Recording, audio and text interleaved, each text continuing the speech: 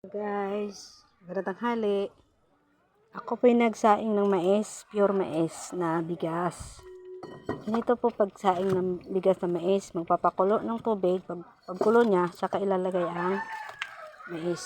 Ganito, ito po. Ito po yung bigas na mais. Ito po yung common na ginagamit nila dito. Ito ay sinasaing. Ganito po. Yan. Kalalagay ko lang to nito. Kailangan kulo mo ng tubig para hindi siya malata.